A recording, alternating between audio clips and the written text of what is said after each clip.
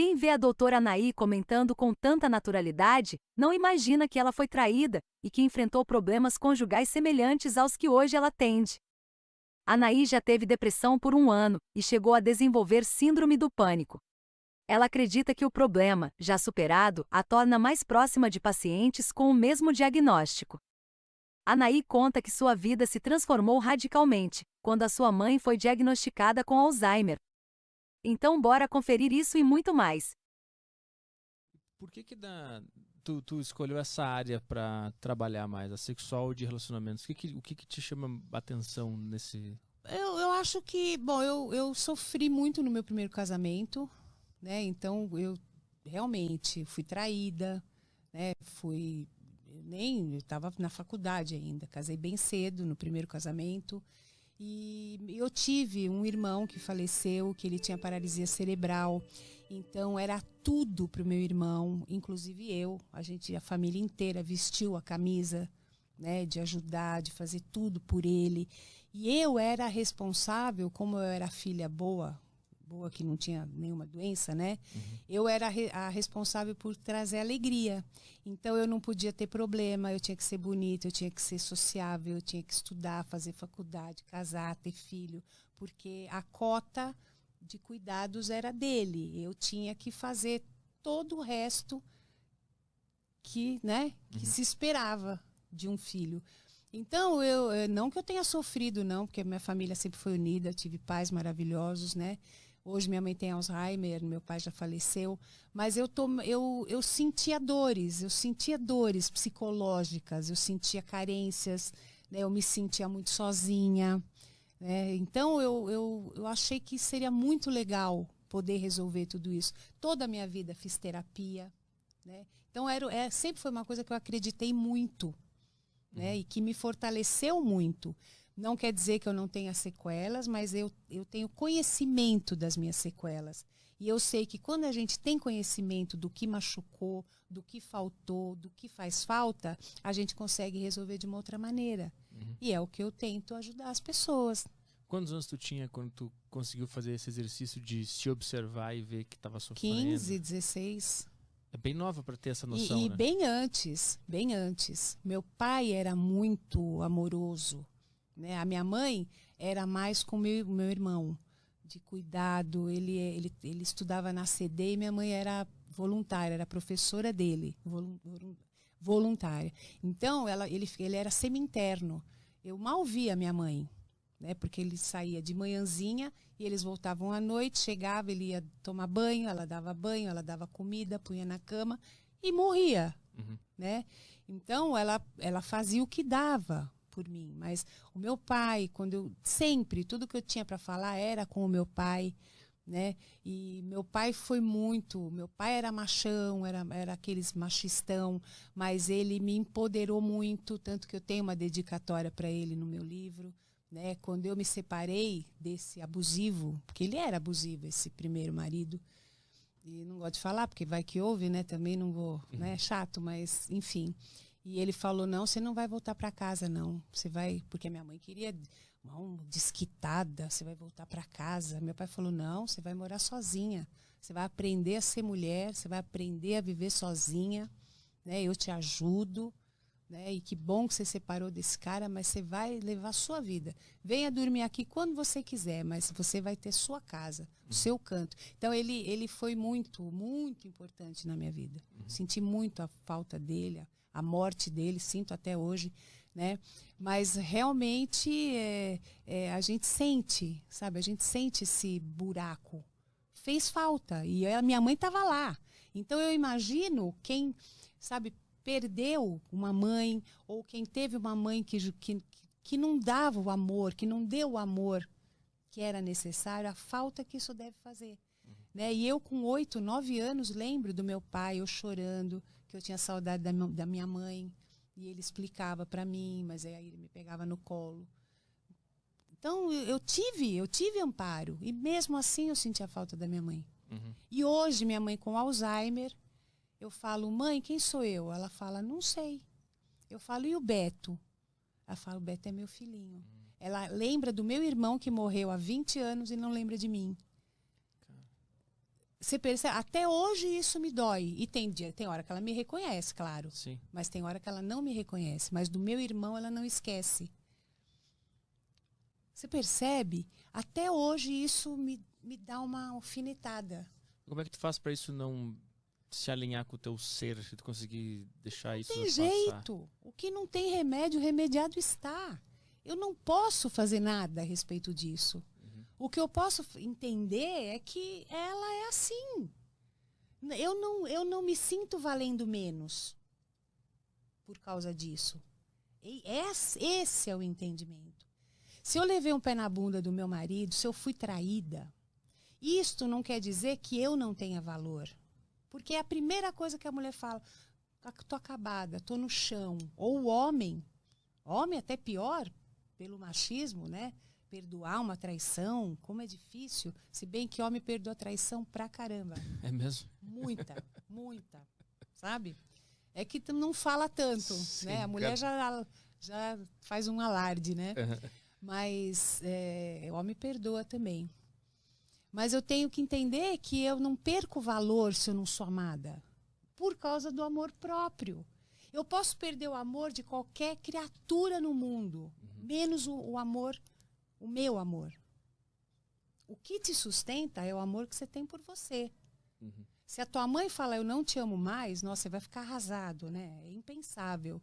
Mas você não vai morrer se você se amar. Você fala, porra, como é que pode isso, né? Você vai chorar, mas você não vai se acabar. Sim, tu vai sentir a dor, mas não vai se identificar com ela, né? Você não vai vestir, você não vai... Isso. O veneno, ele só funciona se você tomar. Se você não tomar, ele não vai te matar. O duro é isso, as pessoas vão tomando doses diárias de veneninho, sabe? Achando que tá tudo certo. Não tá. Você não tem que tomar. Aquilo não te pertence. Sabe? Se um homem... Você sabe quando uma pessoa tá te fazendo mal. Tá te ferrando. Como é que você não sabe? Eu tô dizendo isso quando você tá entrando. Quando ainda dá para você notar. Porque depois que você já tá no abusivo... Não adianta falar, ela não percebe. Não percebe mesmo. E aí, quando tu sentiu esse buraco, foi que tu procurou psicologia e os ensinamentos? Foi que eu comecei a me interessar pela psicologia. E tu lembra qual foi o primeiro contato que tu teve com a psicologia? Qual foi o primeiro que te marcou, que tu entendeu que o cérebro era essa grande máquina que cria um monte de coisa e nos bota em fazendo rascadas? terapia, né? A primeira terapia que eu fiz foi de grupo. Né? E terapia de grupo é fantástica, porque é incrível você se vê em cada problema do grupo. Porque todas as pessoas, cada uma fala do que está passando, você se identifica. Né? Então você começa a ver que você não está sozinha. Né? Que as outras pessoas têm aquele problema, que é o efeito do Casos de Família, um programa que está há 17 anos no ar. Né? E as pessoas se identificam com aquilo. Aqueles problemas, né, as pessoas têm vergonha de ir lá se expor, mas elas têm aqueles problemas em algum grau dentro de casa. É um problema de alcoolismo, é um problema de um filho, um problema de drogas, um conflito entre irmãs, um problema com os pais, traição, relacionamento abusivo, um filho gay. Todo mundo tem esse tipo de problema dentro da sua casa. Então, fica observando aquilo, vê aquela coisa e fala, nossa, é só lá, na minha casa não. Sim. Tem um efeito catártico. Por isso que ainda está no ar. Mas como é que é uma terapia em grupo?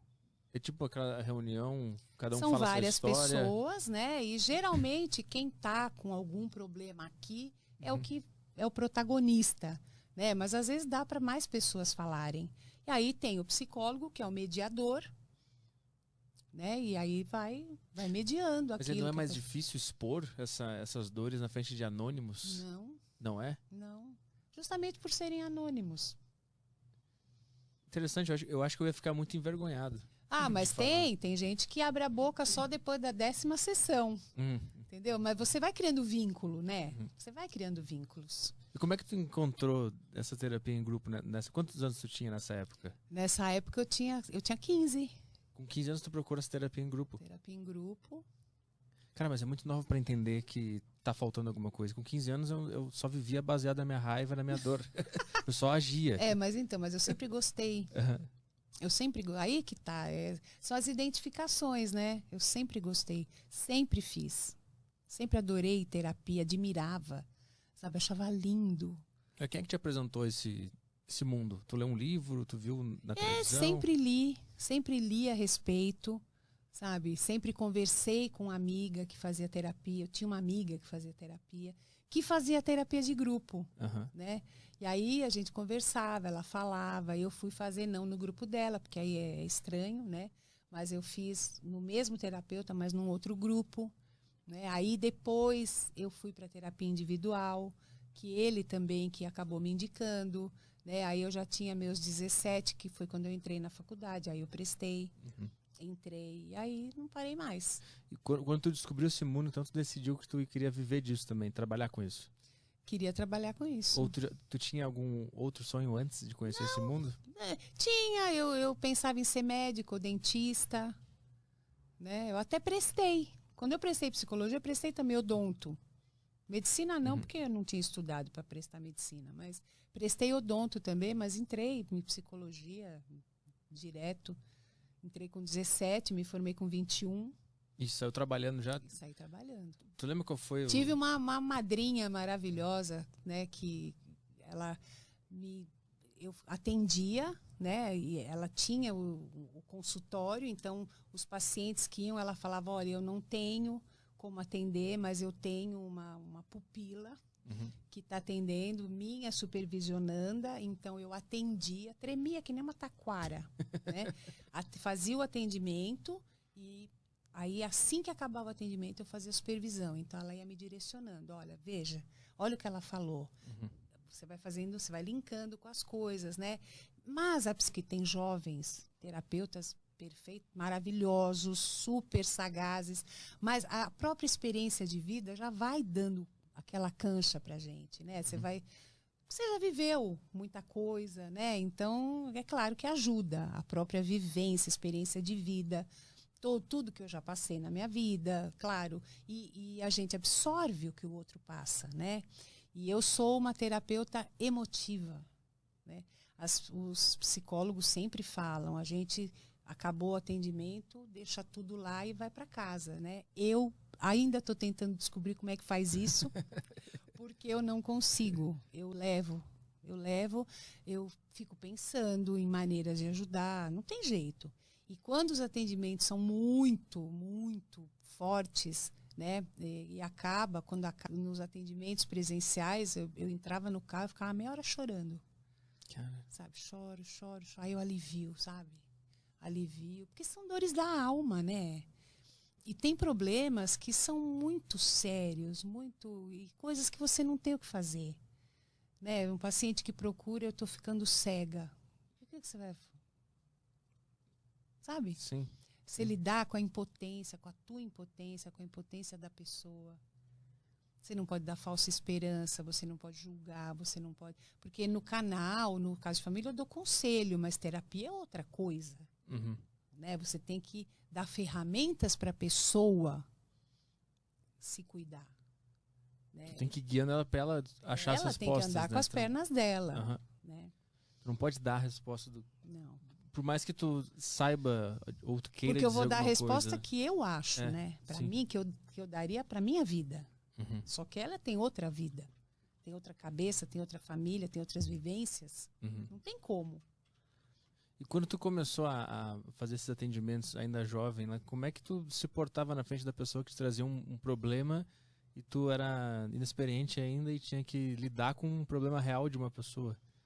Então, depois eu chorava muito na supervisão. Aí eu tinha a minha terapia. E até hoje a gente discute casos, né? Porque às vezes tem caso muito cabeludo. Muito, sabe, que realmente complicado, que mexe, que confunde, né? Então a gente faz uma supervisão, eu faço supervisão. Vou conversar com outra terapeuta. Eu acho que isso faz parte, né? A gente faz supervisão. O que é? Como assim supervisão? Tu conversa com outra terapeuta? Conversa sobre o caso. Sobre o caso de um paciente específico para ver, tipo, para ver a segunda opinião, outra visão sobre aquele assunto. Para ver se a minha visão tá correta. Tem algum caso que tenha sido assim o mais complicado, assim, que Você teve que pedir segunda opinião de outros profissionais, porque era uma coisa que tu não fazia ideia de como lidar com aquilo? Não. Não ou não podemos falar? Não. Ah, tá. Não. Aí não é nem onipotência, é porque os conflitos humanos são sempre os mesmos. É incrível, né? Teve um caso, sim. Na verdade, teve 2 casos, mas em terapia sexual, aí não dá para falar. Ah, tá. Porque realmente muito desconcertantes, assim, que eu nunca tinha visto aquilo, né? Então você dá uma, né? E você não pode fazer aquela cara de né? Você tem que ser não natural. Pode reagir, sim. Mas em termos de terapia, os conflitos são aqueles. Você vai acolher a dor daquela pessoa. Você vai mostrar que você está entendendo o que está acontecendo. Você não vai julgar. Né? Eu tenho gente que me procura só porque também não tem com quem falar. Sabe? Pessoas solitárias ou pessoas que têm problemas de confiança. Não confiam nas pessoas para falar o que sentem, o que acontece na vida. Uhum. E porque o consultório de psicologia é um confessionário, né? Você guarda milhões de segredos. Óbvio, né? Então, o que está lá não sai de lá. Então, as pessoas se sentem à vontade com isso. Isso é muito legal, a confiança que tem na gente. Né? E a gente faz de tudo para fazer jus àquilo. É muito bacana. É muito gratificante. Tu é terapeuta sexual também, né? Também. Que tipo de problema a sexualidade traz para a humanidade? E por que ela é uma força tão potente assim que causa essas situações? É porque o sexo é muito valorizado, né? E Freud já dizia que é a força que move o ser humano, né? E as queixas mais frequentes são a mulher, na mulher é a anorgasmia, né? A mulher não consegue ter orgasmo, e a falta de desejo. A mulher não tem vontade de transar, né? Chega uma determinada idade, principalmente depois da menopausa. Tem mulher que não, né? Que tem maior vontade, tem maior fogo, tem tesão, mas a maioria não, né? E o homem é a falta de ereção, dificuldades na ereção, a ejaculação precoce é a campeã, né? Nesse mundo doido, ansioso, né? Então é o que mais aparece. Mas a ejaculação precoce, ela é um problema psicológico ou é fisiológico? Geralmente é psicológico, é emocional. Emocional. Em que sentido? Ansiedade. Ansiedade de desempenho, pode ser. Né? Então, tem homem que fica tão nervoso, às vezes, ele acha que a mulher é muita areia, sabe aquela coisa? E aí ele sai do corpo e fica olhando a relação. Aí ele ou ele perde a ereção ou ele goza muito rápido. Entendeu? Ou pode ser situacional também. Né, tanto a falta de ereção, a perda da ereção, se ele está traindo, ele pode ter uma perda da ereção com a outra ou com a esposa, pela culpa. Procedimento de culpa. Procedimento de culpa. Né, ou às vezes por uma crença religiosa, que ele não pode fazer, faz, aí ele perde a ereção. Né, pode ser N coisas. Mas a ejaculação precoce, às vezes, ela não pode acontecer porque está muito bom aquilo lá? E aí não é um problema, é porque estava muito bom. Aí pode ser na primeira, mas na segunda já demora mais, né? Mas a ejaculação precoce geralmente é em todas. O cara deu uma, na segunda também acontece a mesma coisa? Toda vez que ele vai gozar, vai ser rapidinho. Entendi. E o homem tem mais dificuldade de procurar ajuda no quesito sexual do que a mulher? Não, eles procuram pra caramba. É? Eu pensei que ele, por esse medo de se sentir menos homem, ele não ia procurar tanta ajuda, assim.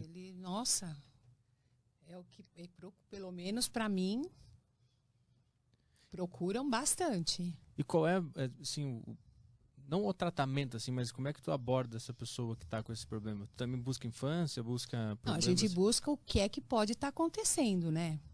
Quando é perda da ereção, aí a gente procura investigar clinicamente, né? Porque pode ser muita coisa, pode ser diabetes, pode ser problema de próstata, aí pode ser sim problema físico, né? Como já descobriram câncer de próstata nessa investigação, né? Hipertensão, né? Eu atendo também uma coisa que eu fico muito brava com a molecada, muito moleque tomando azulzinha. É mesmo? Para ter uma hiperereção. Aí quando para de tomar, acha que a ereção não tá boa e tá normal. Mas ele começa a achar que não tá boa e desenvolve um problema sexual que não existe, justamente por causa disso. Ele tá movido por essa pressão de ser o cara, né? E aí ele vai lá e toma um remédio para garantir. Para aumentar, para potencializar a ereção, que ele já tem uma ereção normal, satisfatória, mas aí como ele potencializou aquilo, né? Aí ele, quando ele não toma, ele acha que a ereção não tá boa. E tá absolutamente normal. E o sexo e o amor verdadeiro, como é que eles se relacionam? Tu pode ter o amor verdadeiro sem o sexo? O sexo é mais importante que tudo. Se não tiver sexo, aquele amor verdadeiro não sustenta uma relação. Como é que a humanidade lida com amor e sexo? Sexo que você diz é genital. O sexo, o ato ali, o ato... porque às vezes por problemas a pessoa não consegue mais transar, certo? Uhum. E o amor verdadeiro, você vai achar outras maneiras de transar. Você tem língua, eu não sei se eu posso Claro. Você tem língua, você tem dedo, você tem outras hipóteses, você tem outras ferramentas. Uhum. Porque às vezes o homem tem um problema, que ele realmente não tem mais ereção, ou a mulher tem algum problema, que ela não consegue mais transar, né? Mas o carinho, a sedução pode continuar. Nós temos o maior órgão sexual que existe, que é a nossa pele. Uhum. Então, você pode ser estimulada de 1000 maneiras. Não só a genitália ser estimulada. Porque o sexo é muito genitalizado. Sim. Né? E não precisa ser assim. Não, nem tem que ser assim. Se tiver qualquer outro problema, o sexo não precisa deixar de existir. Mas o amor verdadeiro, o puro, aquele honesto que é o que a gente sabe, o verdadeiro, ele consegue sobreviver sem sem sexo? Consegue. Mesmo com o da pele, com a língua, ele consegue continuar existindo? Consegue. E o ser humano consegue lidar com isso? Consegue. E viver sem o sexo? Principalmente as mulheres. Mulher tem mais facilidade para lidar com isso, né? Os homens... Olha, já vi casos de mulheres que amavam tanto o marido, e o marido amava a mulher, que ela liberou ele para fazer muito bem feito, desde que ela não soubesse, porque ela não conseguia mais, por alguma razão. Que louco. Né? Aí o cara que imagina de jeito nenhum, mas não sei, né? Sim. Mas, você vê, bom, respeito. Isso é amor. Né? Ou a mulher que fala, não, eu não consigo mais, então vamos separar. Porque eu não vou fazer isso com você. Você ainda tem muita lenha aí, né? E eu não vou obrigar você a ficar comigo sem isso. Não, eu quero ficar com você. É um acordo. Sim. Você entendeu? Quando o relacionamento é saudável, existe acordo. Tudo é acordo. Mas por que o sexo ele é tão importante? Porque eu vejo assim que o sexo é um mecanismo da natureza para manter a nossa espécie aí. Então ele nos dá essa vontade que, se tu parar para analisar, ela é meio estranha, ela é meio inútil, assim. Ela é muito carnal e muito física e pouco espiritual, pouco de autoconhecimento. É um impulso. Que tu dá vontade e tu faz uma coisa no impulso. Como comer, Sim. Entendeu? Mas é uma pulsão vital, né, para muitas pessoas, mas não é para todas. Não é para todas. Tem pessoas que vivem sem sexo. Ou que transam pouco. Agora, tem gente que gosta muito. Que hipervaloriza o sexo. Eu acho que é uma questão mais pessoal. E é uma coisa muito hipervalorizada, muito explorada. Né? Pela indústria, pelas propagandas, pelo sex shop, por produtos, por tudo. Né? Se investe muito na sedução. Agora tem gente que é mais devagar e tá muito bom, tá ótimo. Não é uma coisa que a gente pode não é pegar, obrigatório, assim, sabe? Se eu não tiver, eu nunca vou ser feliz. Sim, pois ou você é incompleto, ou você... Não. Mas vendo a humanidade como um todo, assim, o sexo ele não é mais valorizado do que ele deveria ser? Eu acho que às vezes ele é hipervalorizado, realmente. E aí isso, pode acabar um amor de verdade porque a sociedade está muito envolvida com sexo, entendeu? Tudo que você imaginar pode acontecer. Em termos de ser humano e de relacionamento, existe tudo. Todas as hipóteses são possíveis. É uma grande confusão tudo. Tudo é possível.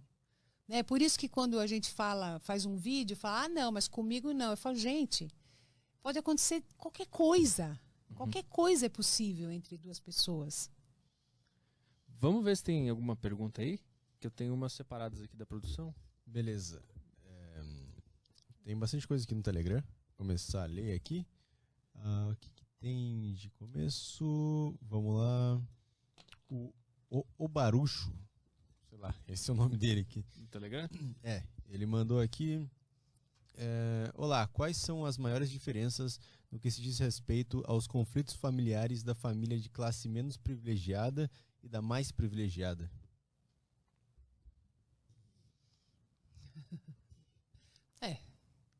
Tem diferenças, né? Nas classes mais privilegiadas, existe mais privacidade, né? Cada filho tem seu quarto, ele pode estudar em outros países, a família talvez resolva as coisas de uma maneira, né? Fala mais baixo. Nas classes menos privilegiadas não tem essa possibilidade. Moram várias pessoas numa casa muito menor, né? Todo mundo tem que batalhar, existem essas diferenças, mas se a família for unida e saudável, vão resolver os problemas do mesmo jeito. Vamos lá, tem o Ai. Os nomes hoje estão bons aqui no grupo. Boa tarde, turma. Queria perguntar para a Anaí quais sinais de que uma garota gosta de um garoto e como um homem deve agir. Estou numa situação assim com uma menina que estou conhecendo. Algumas amigas dela já me disseram que ela gosta de mim e ela está sempre me procurando. Porém, nós dois somos tímidos para caramba e acabamos não desenvolvendo. Tem alguma dica? Fala oi pra ela. Você tem que convidar ela para tomar um café, para tomar um sorvete, sabe? Você tem que abrir o jogo. Olha, eu sou tímido, você também é tímida. Vamos juntar a timidez dos dois aí, vamos conversar. Qual é o problema? Sabe, a gente tem que parar com esse medo de se expor. A gente tem que ir à luta, gente, né? Você vê que ela está usando as amigas para, né, fazer esse meio de campo. Dá o sinal. Então, já foi dado o sinal. Você tem que agora aproveitar. Será que ele não está com medo de ser rejeitado? De que tudo seja uma fantasia da cabeça dele, ele quebra a cara? Então, mas se for uma fantasia sua, se você se enganar, né, você também tem a certeza que você não vai morrer por causa disso. Você fala, desculpa, me enganei, tchau. Exatamente. O medo da rejeição trava muitas pessoas no âmbito amoroso, né? O medo de não agradar, o medo de ser rejeitado, sabe? Mas isso é impossível de controlar. Você não controla isso. Ou você peita e aguenta as consequências, você pode se dar bem, tem 50% de chance. Não existe garantia. Como é que é o nome dele? Tá Ai aqui. Ai. É o desespero. Até Vou ou não dele vou? é desesperador. Ai. Dá um oi pra ela, cara. Vai lá e dá um oi pra ela. Fala Isso. assim, oi, tudo bem? E vê o que acontece depois. Abre a primeira porteira e vê o que acontece.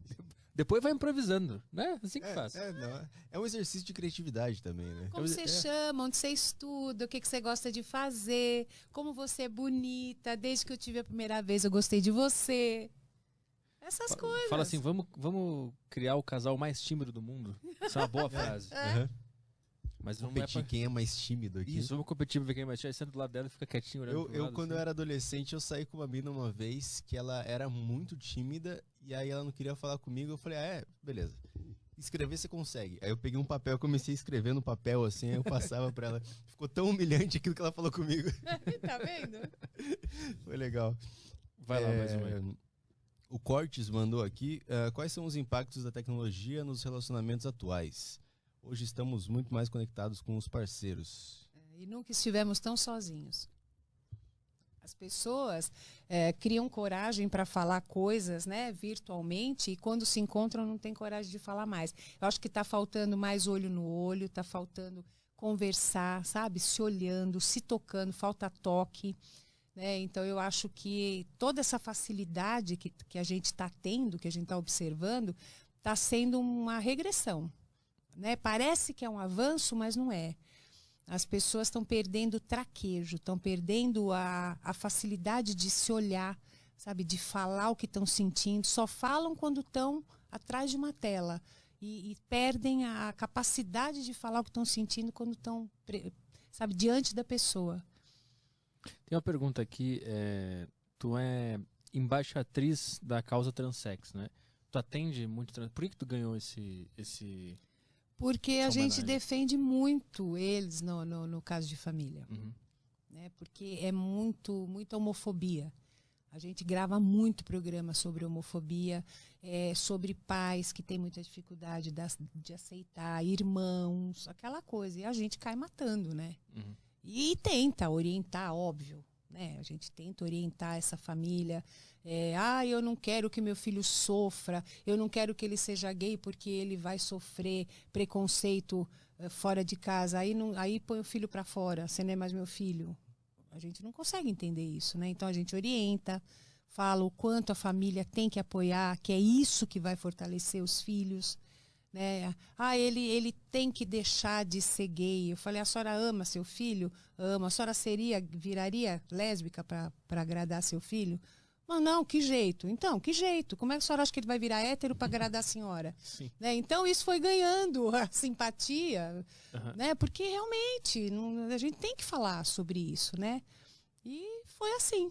O que se passa na cabeça da família que não aceita isso dentro da própria família? Por que eles... Dogmas, crenças, valores, vergonha, porque socialmente a gente é bombardeado desde que nasce. A gente ouve piadinha, a gente ouve comentários depreciativos, a gente ouve gozação. Né? Então a gente cresce com isso. E você acha que você faz todo um script para o teu filho, para a tua filha. Né? Se você tem um filho, você está preparado para ter uma nora. Né? Você tem que fazer o enterro desse filho hétero. Leva um tempo para você fazer isso. Né? Para entender que você vai ter um genro.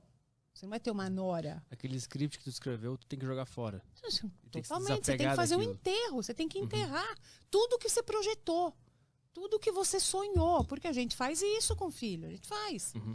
Meu filho vai ser assim, vai ser assado, eu vou ser vovó, blá, blá, blá, blá. Aí nada disso mais vai rolar. E eu falo para eles o seguinte, quando você sai do armário, que eu já acho um horror, eles têm que sair do armário, né? É um rito que eles têm que cumprir. O menino hétero não tem que fazer isso, né? Pai, eu sou hétero. Não, o filho gay tem que passar por esse constrangimento, que eles morrem de medo dessa hora, né? E aí, eu falo, vocês treinaram isso quanto tempo? Para chegar para o pai ou para a mãe e falar. Vocês não treinaram? Vocês não estão há meses, às vezes há anos, pensando em como vocês vão falar? Vocês chegam e falam, mas eles estão ouvindo pela primeira vez, mesmo que eles desconfiem. Então, vocês têm que entender que vai levar um tempo para as coisas se acalmarem, sabe, se ajustarem. Então, tem que ter paciência também. E tu atende também pessoalmente não individualmente, trans também? Já atendi. Tenho amigas. E o principal problema é a não aceitação da família? É sempre a não aceitação. Sempre. Aquela coisa da família rechaçar e não querer ver, e, sabe? A quantidade de sofrimento que isso causa no cérebro humano, assim, de ser rejeitado pelas pessoas que estão próximas. Por ser quem é. Como é que você dorme com esse barulho? O que você faz? Pois é, qual é o impacto disso na psique? Tremendo. Tremendo. Sabe, eles vão... Eu acho que realmente não tem como. Vai levar isso para a vida toda. Né? Aí eles buscam grupos, buscam guetos, né, para se fortalecer, porque eles têm que ficar com iguais, com alguém que entenda o que eles estão sentindo, o que eles estão passando. Né? Agora, tem famílias também que são muito legais. Tem famílias muito legais, que entendem, que apoiam, que, sabe, acolhem. Muito, muito. É lindo. Vai mais uma aí? Bora. Tem aqui a pergunta do Brunão. Brunão mandou, gostaria de saber da Anaí como ela entrou no caso de família e qual foi o caso mais inusitado que ela já viu. Eu entrei em 2004. Antes era a Regina Volpato, apresentadora, Bruno, e era um psicólogo diferente por programa. Né? Então eles procuravam, a produção procurava consultórios de psicologia, porque precisava de muito psicólogo, né? Era um por dia. Então, eles pegavam lá o Google, jogavam lá psicólogos e iam procurando. Iam procurando e convidando, né? E fui no meu consultório, tem muitos psicólogos, né? E falavam, só que eu falei, não, imagina, não vou nada, aquele barraco, vou nada, não sei o quê. Aí um dia eu fui, né? E eu amei. O que te fez decidir? De tanta insistência, porque eles insistiam muito mesmo. Porque não tinha. E aí, às vezes, os psicólogos de lá não podiam ir, não tinham como ir. Vai, você vai se dar bem, não sei o quê. Aí eu tenho vergonha e tal. Aí eu fui, adorei. Sabe, me realizei, achei ótimo. Eu amo o caso de família, eu amo o caso. Tenho o maior carinho, sabe? Adoro as pessoas, adoro o SBT. Adoro a produção, todo mundo lá é educado. Você tem que ver, quando fala hashtag família, é família, sabe? Eu adoro todo mundo lá, os meninos, sabe? Tem os estagiários, a gente conversa, a gente se dá super bem. Aí eu fui, Bruno, aí eu sou muito direta, então eu respondi na lata, o pessoal ficou meio assim. Eu não falo difícil, eu falo um português que todo mundo entende, eu não falo termos difíceis, né, de psicologia, sei falar, mas eu falava o que eles iam entender. E aí, depois de algum tempo, eu recebi uma proposta para ficar fixa, foi assim. Tu lembra o que estava passando na tua cabeça quando tu estava indo para o primeiro dia de gravação? Nossa, sim, falei, nossa, vai ser um fiasco, não sei o que vai acontecer.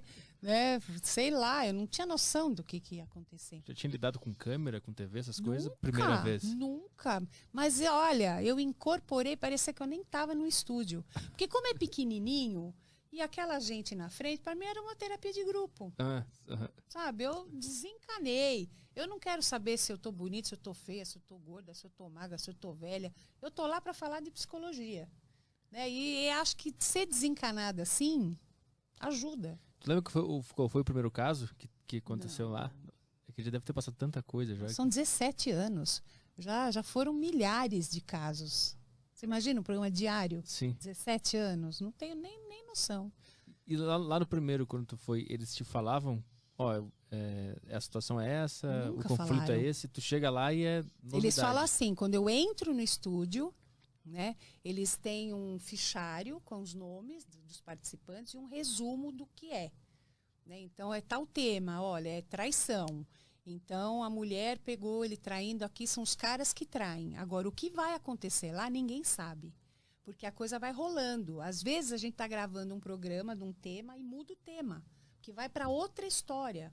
Sabe, nem que quisesse, não daria para ser combinado. Não tem como. Sabe, aquilo vai fluindo, vai rolando.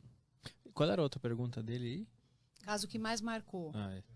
Vários marcaram. Nossa, sabe, esse programa de gays, de rejeição bárbara, sabe? Eu choro, não consigo segurar. Violência doméstica, vários chocaram. Um engraçado foi da mulher que recebeu o trote esse eu contei no programa no De Noite, do Danilo. Tinha acontecido naquela semana que eu fui no programa. Uma mulher recebeu o trote do sequestro. Ok, tô com a tua filha. Isso que ela falou, que filha aqui? Minha filha tá do meu lado, rapaz. Não enche o saco, tô dura. Mas olha, tua voz é bonita. Aí o cara virou e falou, a tua também. Esquece essa história de sequestro. Como é que você chama, não sei o quê. Ele tava em Bangu, ela foi visitar, namoraram e o caso de família fez o casamento deles. Eles casaram no programa. Eu achei uma coisa inédita. Maravilhoso. Vai mais uma aí. Tem mais uma aqui. Deixa eu só encontrar aqui a pergunta. O Rodrigo mandou. Gostaria de saber como aprender a se comunicar melhor. Tenho muita dificuldade em conversar, nunca sei o que falar e responder ao conversar com outras pessoas. Para você ganhar mais confiança, você pode fazer um curso de teatro, um curso de oratória, você pode fazer várias coisas nesse sentido prático, né? Mas eu te recomendo leitura, leia muito, né? Fique por dentro do que está acontecendo, tenha temas que você domine para você puxar uma conversa, né? Quando você falar, olhe nos olhos da pessoa. Quando a pessoa estiver falando com você, preste atenção, faça que sim com a cabeça, demonstre que você está atento ao que aquela pessoa está falando. Isso é educação e demonstra interesse pela pessoa, entendeu? Se você tiver um interesse amoroso junto, você olha com um pouquinho mais de calma, você demora um pouquinho mais nesse olhar, né? Você dá um sorriso, mas o importante é você ter certeza do que você está falando. Você tem que estar convicto do que você está falando. É isso que dá segurança. Queria te perguntar qual é a gente fala bastante sobre os problemas que as mulheres enfrentam em relacionamentos, né? Como é que é pro homem? Que tipo de abuso o homem sofre? Mulheres interesseiras, né? Mulheres que oportunistas. Eu tenho muito essa queixa, né? Que eles dão de tudo e aí levam um pé na bunda. Ou mulher que trai. Também tem os mesmos problemas. Uhum. Mas no sentido tipo, que a gente deu o exemplo do cara lá que começa a tirar toda a base de apoio da mulher e tal, até ela não ter mais nada. A mulher também pode fazer isso. Isso é comum também? Existe bastante? Não é tão comum. O mais comum do homem comum é mulher interesseira. É mulher interesseira, é mulher que, sei lá, já tem filhos sabe, e pega fisga o cara e faz ele assumir os filhos. Ah, sim. Então ele se sente usado. Ou quando ele não quer mais, ela engravida. São essas queixas, geralmente. O que eu tinha notado aqui, ó, é como que a cultura influencia na dependência da mulher ao homem, né? Que eu estava vendo alguns vídeos, algumas resenhas do teu livro, e que existe essa ideia de que a sociedade fala para a mulher que ela é frágil e que ela precisa da figura masculina, né? E ela depois ela isso no pai. Salva. E ela depois isso no pai, primeiro momento, né? Aí quando ela cresce, sai, ela procura num homem isso, né? Mas isso também não pode rebater nesse homem que vai encontrar essa mulher e vai ser jogado nele toda essa carga de ser esse salvador? Também. Eu acho que hoje está mudando um pouco isso, né? Está mudando um pouco.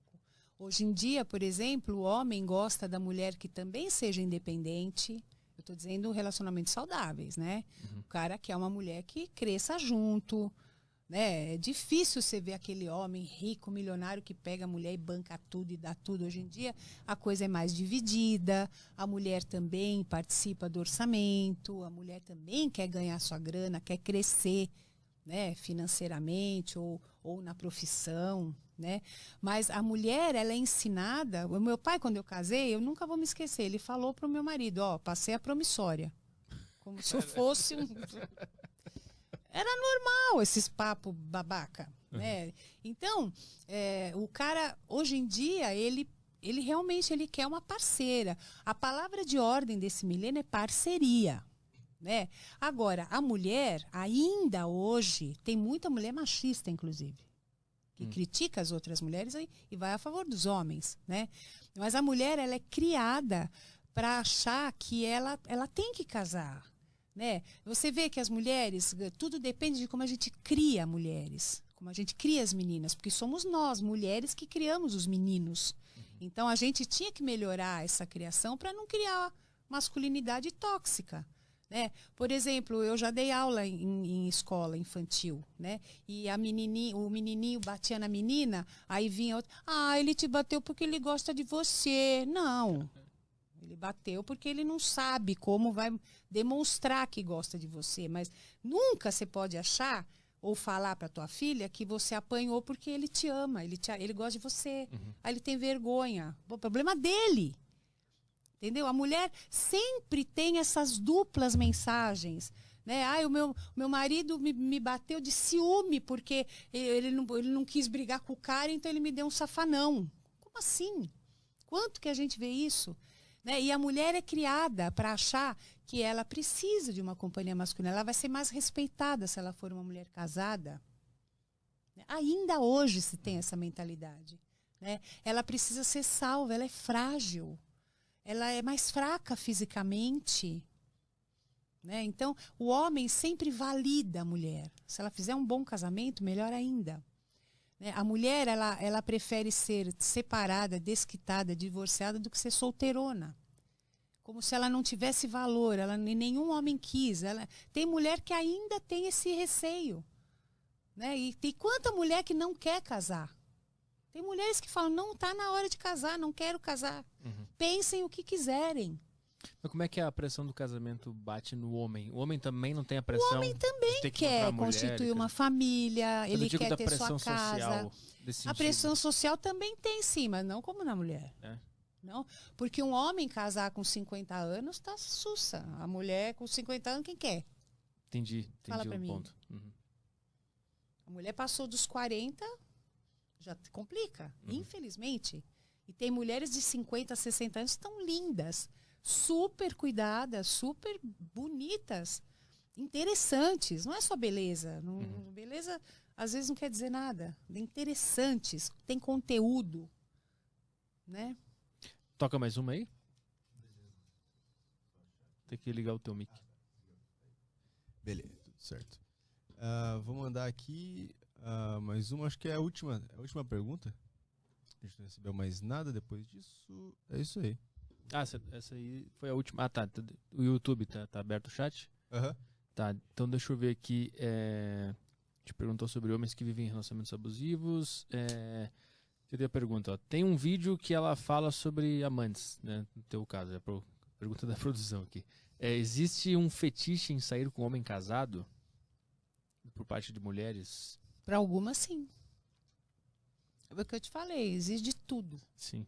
Mas tem mulheres que entram em relacionamentos com homens casados porque eles vêm com a conversa que a mulher é louca, a mulher tem câncer, ele já não vive bem com a mulher, ele quer separar, mas não consegue porque ela é doente, porque ela tem depressão, porque os filhos não aceitam, que ele não transa mais com ela, que eles dormem em quartos separados, né? E que ele quer separar, se ela tiver paciência, ele vai separar, e ele mantém as duas. Deixa eu ver aqui. Ela ajuda no casamento, ela ajuda a vida dele de casado.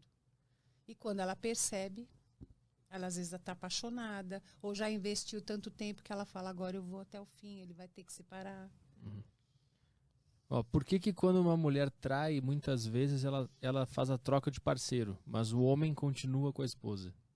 Então, a mulher, quando ela se apaixona, é complicado. Ela tem muita dificuldade para ficar com dois. Se ela tá com o marido que ela não ama mais, ela não consegue, ela tem muita dificuldade para transar. Entendeu? Então ela acaba indo viver esse amor. Ela sai um pouco mais fácil. Tem uma explicação de por que isso acontece? Não sei, acho que é o jeito de ser de mulher mesmo, né? Porque o homem vê sexo de outra maneira. Eu acho que tem a ver isso. Né? Que isso também está se perdendo um pouco, porque a mulher também está mais liberada sexualmente, né? Antes a mulher só transava por amor. Hoje ela transa porque ela quer estar com tesão. Muitas, né?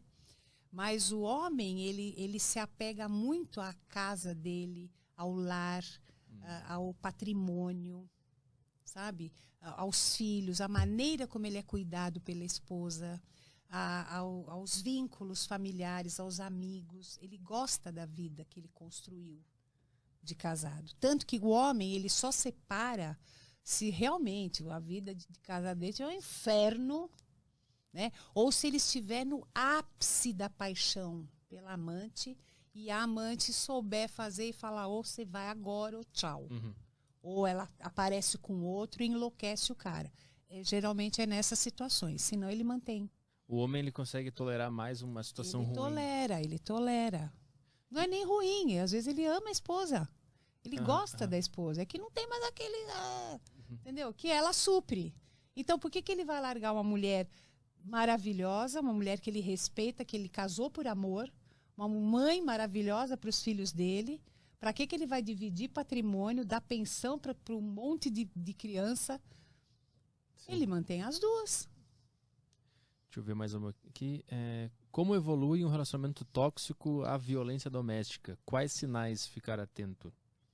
Para a violência doméstica, até o feminicídio, ele é anunciado. Existem queixas registradas, existem boletins de ocorrência, existem denúncias de vizinhos que ouvem, né, a violência acontecendo. Então, às vezes, é uma tragédia anunciada mesmo, mas a mulher não tem para onde fugir.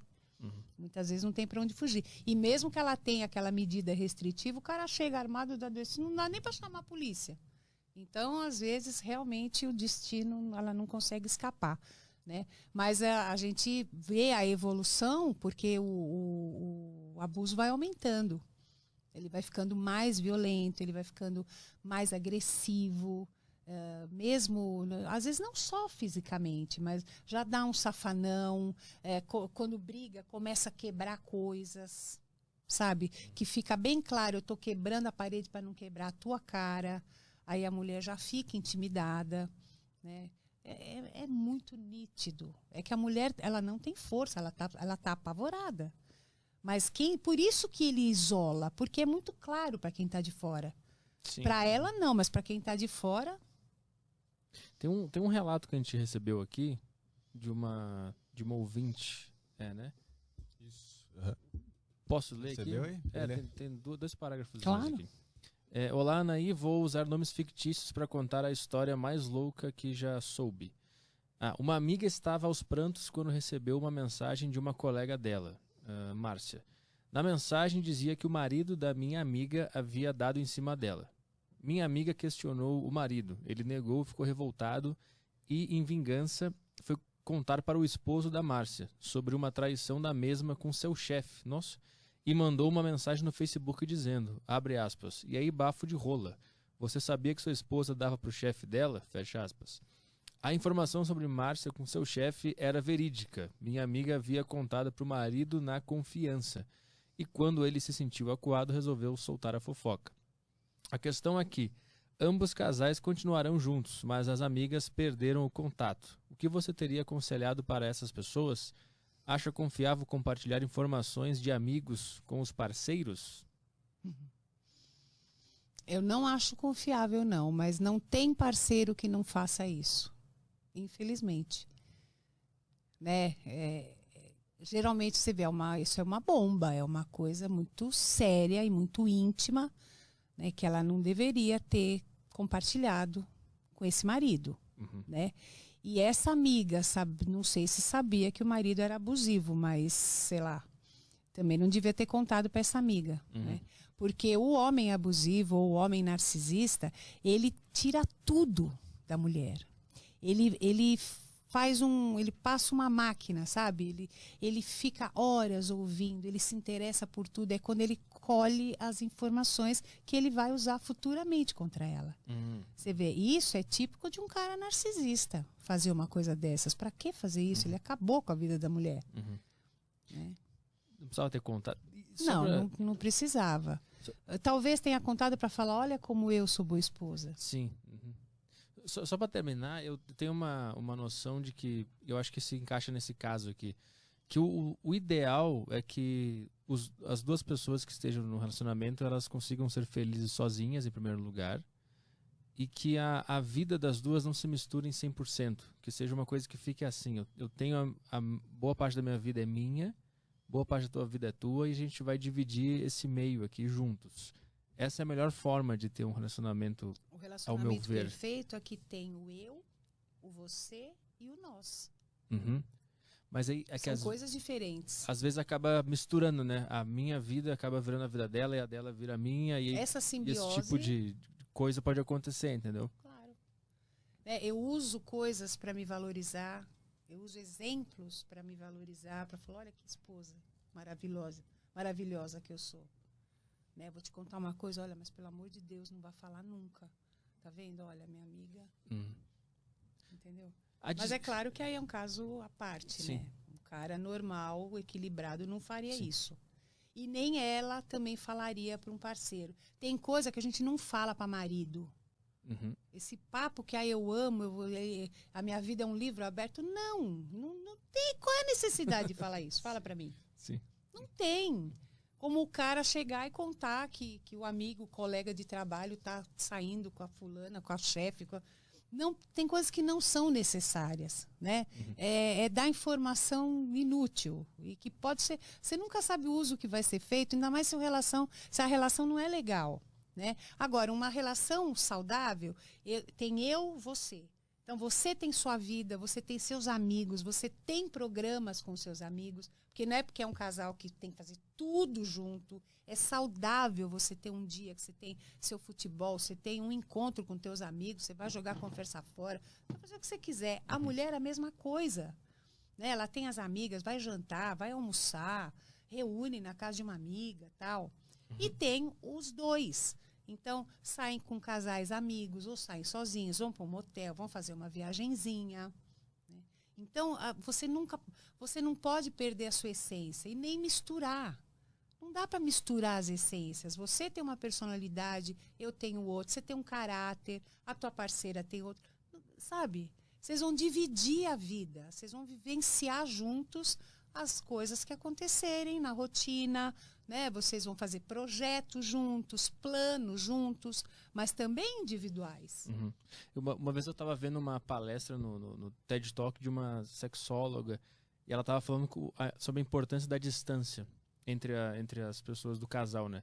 Ela estava falando que no início da relação, o que traz esse tesão pela outra pessoa é o mistério. É justamente essa distância de tu não saber quem é aquela pessoa, o que ela faz. Isso. E aí ela fala que ao longo do relacionamento as duas vidas se juntam e não existe mais esse distanciamento. A pessoa já não faz uma coisa sozinho, ou que tu pode observar de longe, ó, aquela pessoa fazendo aquilo sozinha, ela está sendo ela lá. É quando se perde essa distância, meio que perde o encanto e essa paixão e o amor e tal. A distância é importante? Não é nem o amor, né? Mas perde, perde o elemento surpresa, que é o que faz dar o frio na barriga. E isso é irreversível, não tem como. Porque é o que a convivência faz. A convivência tira o mistério, tira o segredo. Você conhece aquela pessoa do avesso. Você vê a pessoa com espinha, você vê a pessoa com cabelo sujo, você vê a pessoa desgrenhada de manhã. E, com o passar do tempo, as pessoas param de seduzir. Sabe? Você vai dormir cansada, o nenê chorou, você acabou de amamentar, você não vai botar um baby doll ou fazer um striptease pro cara. Sim. Você concorda? E você faz isso no namoro. Então, as pessoas, de alguma maneira, claro que vão dando uma relaxada porque vão vivendo o dia a dia, né? E não sentem mais a necessidade de sedução.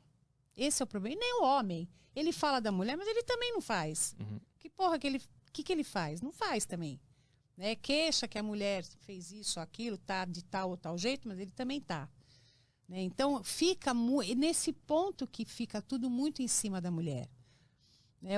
A gente faz programa de transformação, no caso de família, e os caras vão lá reclamando que a mulher engordou, que a mulher tá um bagulho, que a mulher... Eu fico olhando para os caras. O cara também tá. Eu falo, mano do céu, olha o cara.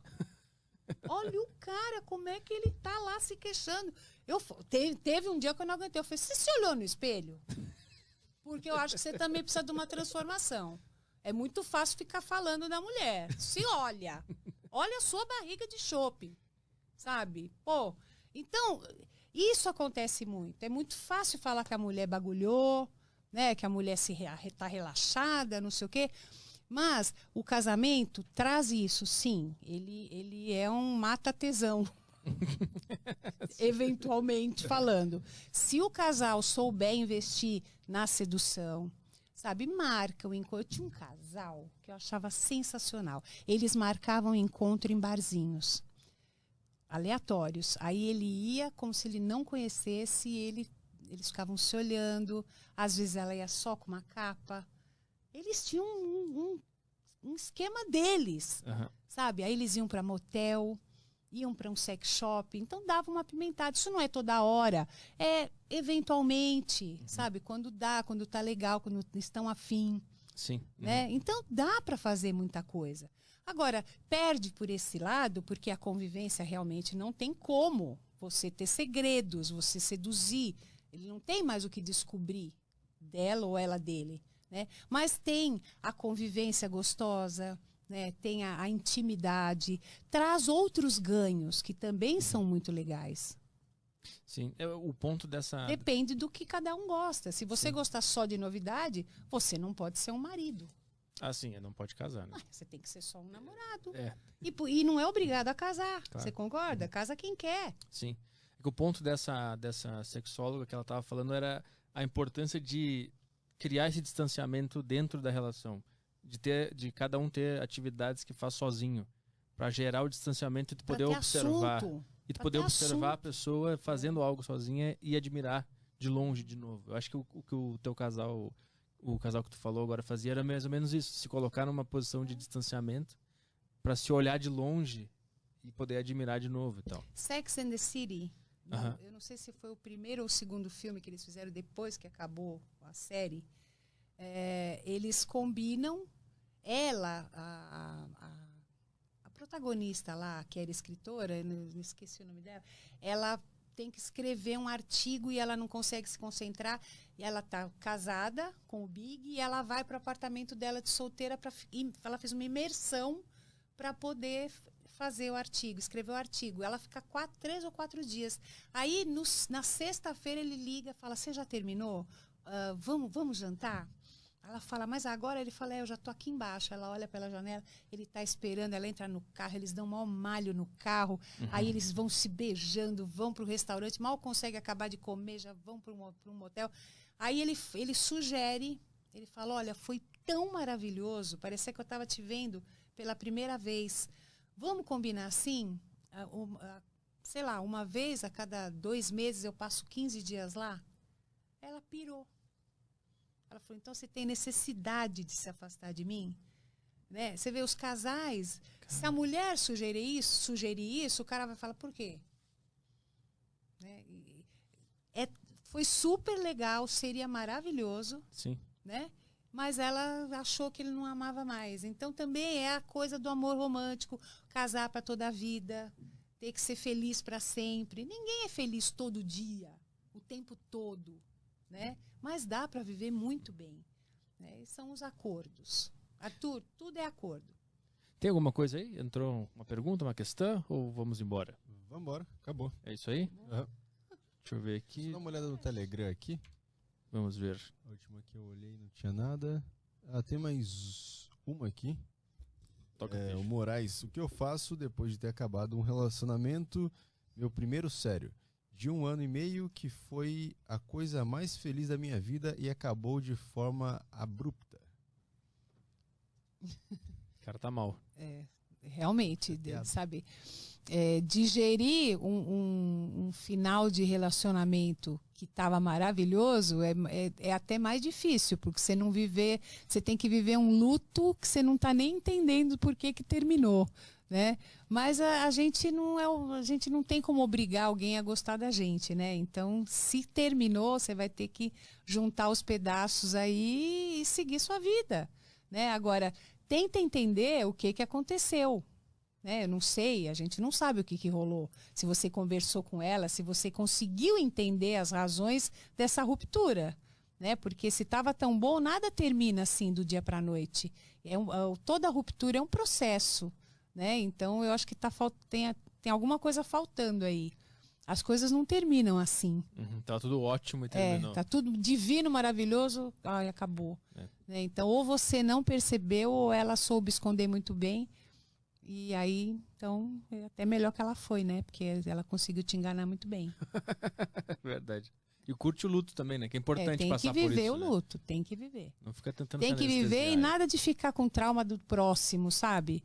Não existe esse negócio de dedo podre, não. E o que existe são as escolhas que a gente faz. As pessoas tendem a colocar uma história do passado e projetar uma pessoa nova, né? Relacionamento rebote. Você sai com tudo aquilo mal resolvido, vai para outro e fica esperando o outro fazer tudo diferente. Ele nem sabe o que aconteceu no anterior. Sim. Né? Então é uma carga que o cara não sabe nem que está carregando. Então você tem que resolver e ir inteira. É aquela coisa, se você não está inteiro, vai misturar tudo. E também pode gerar aquele trauma do sexo oposto, né? de começar a colocar num grupo inteiro de pessoas, tipo, todos os homens são horríveis, Que é todas o as que a mulheres gente ouve, são nenhum horríveis. homem presta, nenhuma mulher presta. Todas as mulheres são interesseiras. Né? Isso. O pessoal fica projetando E traumas. não tem nada a ver. Não tem nada a ver. Fechou? Mais Por aqui nada aí? fechou. Então tá. Obrigado. Obrigado pela presença. Valeu, pela participação. adorei. Obrigado por assistir mais um Corte Estilizado. Se curtiu, vai lá, ative o sininho e deixe seu like. E não se esqueça de se inscrever no canal. Um forte abraço, valeu!